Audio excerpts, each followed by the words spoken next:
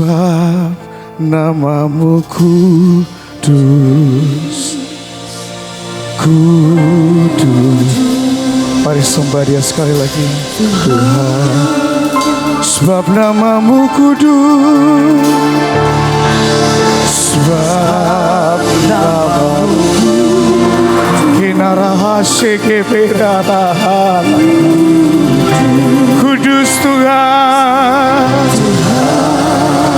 sebab namamu yang kudus, sebab namamu kudus, kudus, kudus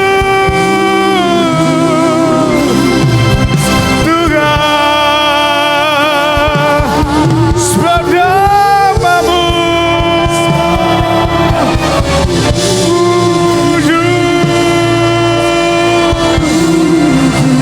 kudus Tuhan,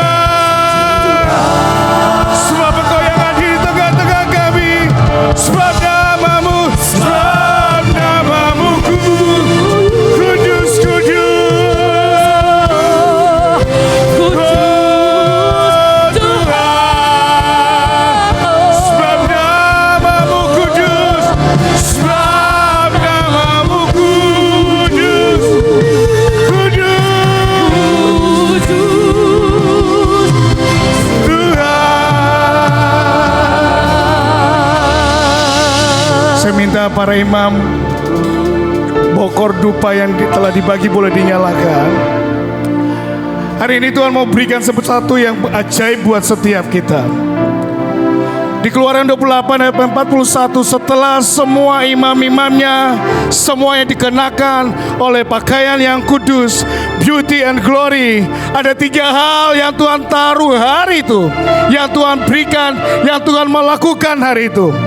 Di sana katakan, urapi mereka, tapiskan dan kuduskan mereka. Hari ini kita tidak sekedar hanya terima jubah dan sebagainya, tapi ada satu urapan yang Tuhan mau turunkan dalam hidup kita, yang Tuhan mau berikan dalam hidup kita.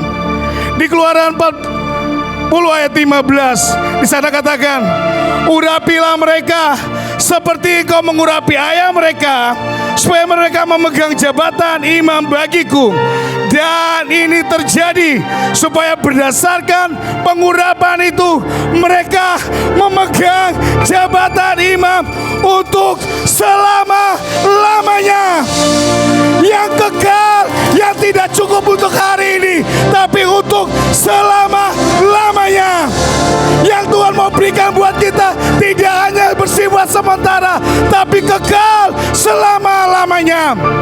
Dari Keluaran 40 di ayat yang terakhir, di situ Tuhan memanggil Musa dari kemah yang paling dalam. Dia berkata, Musa, keluarlah. Dia memanggil imam, yaitu Vayikra, yang artinya panggilan imam yang kekal. Dia panggil setiap kita di panggilan kita, berdiri dalam panggilan yang kekal. Tidak hanya cukup hari ini kita terima pengurapan jubah jabatan yang kita terima, tadi ada urapan yang Dia berikan, yaitu bersifatnya kekal. Yang kedua yang Dia lakukan adalah Dia tapiskan. Dia pakai kata malah, yang artinya tangan yang terisi penuh.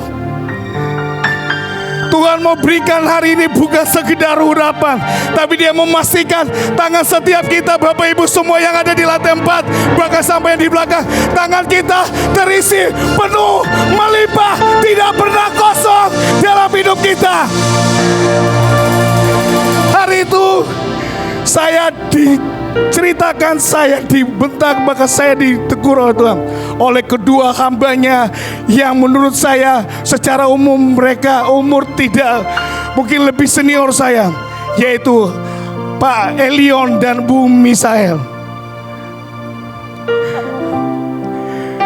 Kami bagi minuman dan semuanya, tapi tahu Bapak Ibu, hari itu anak 2 ini bagikan minum tidak berdasarkan beban apapun di hati mereka, tapi mereka lakukan dengan sukacita, tidak ada muka cemberut apapun. Dan saya lihat mereka begitu excited untuk berbagi minuman itu. Dan Tuhan berkata, lewat ini Tuhan berkata, ini tangan yang terpenuh, tangan yang penuh yang tidak pernah habis, yang akan terus mengalir, membantu, bahkan bergerak buat jutaan jiwa-jiwa.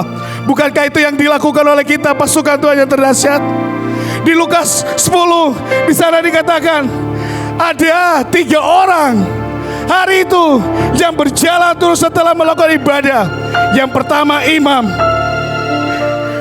Yang dia lakukan apa? Dia lewati, gak satu pun tergerak apapun. Bapak Ibu, yang kedua adalah orang Lewi.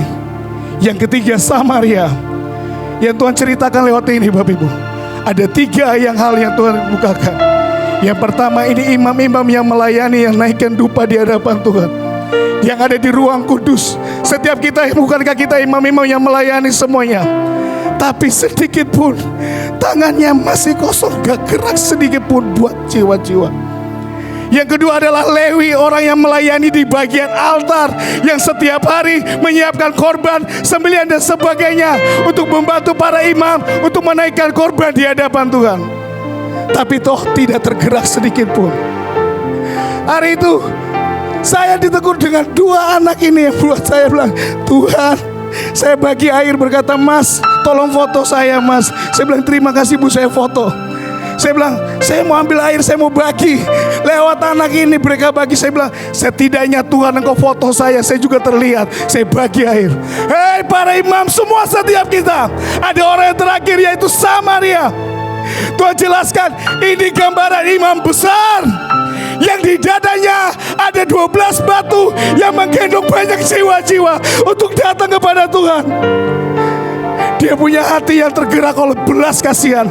Bukankah kita punya imam yang dia kenakan jubah itu bukan karena megahnya, bukan karena imam, tapi dia bergerak karena ada jutaan jiwa-jiwa yang hari ini harus kita gendong.